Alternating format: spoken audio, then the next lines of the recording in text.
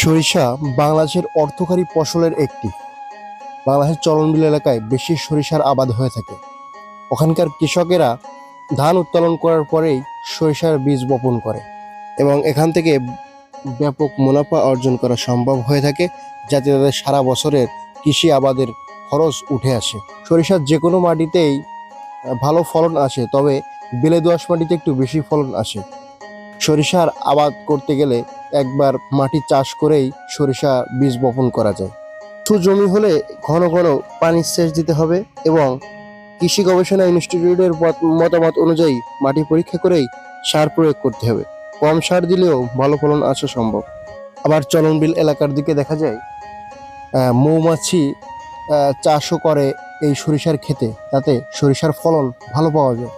কারণ মৌমাছির পরাগায়ন ঘটলেই কিন্তু সরিষার ফলনটা অনেক ভালো আসে। দর্শক বন্ধুরা, তারই ধারাবাহিকতায় আজকে আপনাদেরকে আমরা নিয়ে চলে এসেছি বাগেরহাট সদর উপজেলার খানপুর গ্রামে জালাল ভাইয়ের প্রথম পর্যায়ে সরিষার চাষ করতেছে। তিনি দেখতেছে আমাদের অঞ্চলে সরিষার ফলনটা কেমন আসে। তো দর্শক বন্ধুরা, যারা নতুন দর্শক আছেন তারা কিন্তু অবশ্যই আমাদের চ্যানেলটি সাবস্ক্রাইব করবেন এবং পাশে থাকা বেল আইকনটি প্রেস করে দেবেন।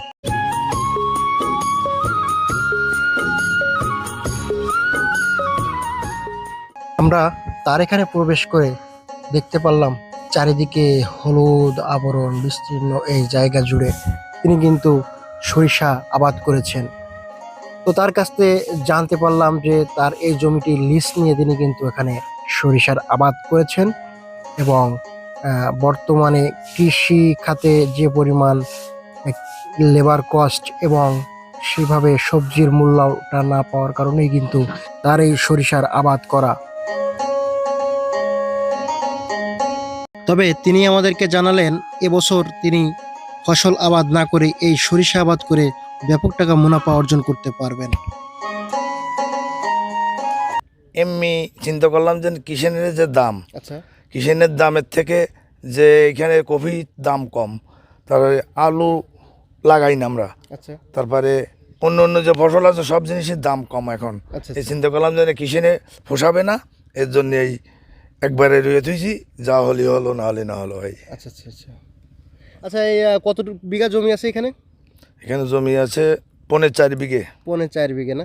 পুরোটা তিনি কিন্তু 4.5 বিঘে পুরোটা জমি ঘের এবং সরিষা চাষ করে এখান থেকে লিসের টাকা দেয়। এবং আমি তো খরচের হিসেবটা করি না, এখানে হয় লাখ খানেকটা বেচা কিনা হয়। এটা কি নিজের জমি নাকি না আপনার? না, আমার লিস্ট নেওয়া। লিস নেওয়া। আচ্ছা, লিস নিতে বছরে কেমন টাকা দেওয়া লাগে? বছরে 15,000 বিঘে। বিঘা প্রতি মানে 4 বিঘা হচ্ছে আপনার 60,000 টাকা। হ্যাঁ হ্যাঁ। এখন এই মাছ এবং এইসব চাষ করে কি আসলে এই টাকাটা উঠানো সম্ভব?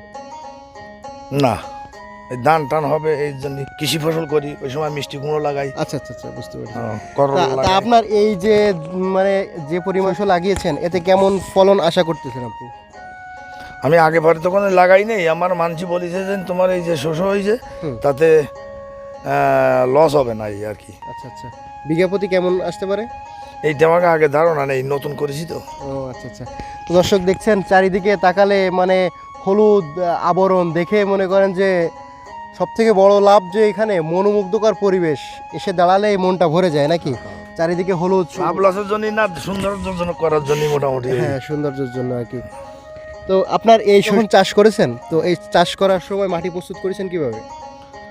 সর্বপ্রথম এখানে তো সার দেওয়া ছিল, আচ্ছা, তারপরে এই কোদাল দিয়ে মাটি সব সমান করি, সমান করে ফসফেট দিছি, জিপসার দিছি, আচ্ছা, পটাশ দিছি, দিয়ে শস্য বুনে দিছি। আচ্ছা আচ্ছা, বুঝতে পেরেছি। তারপরে ফিরে পরবর্তীতে ইউরিয়া দিছি, এই শেষ। আর কি জাতের লাগাইছেন এটা? এইটা হচ্ছে রাই শস্য।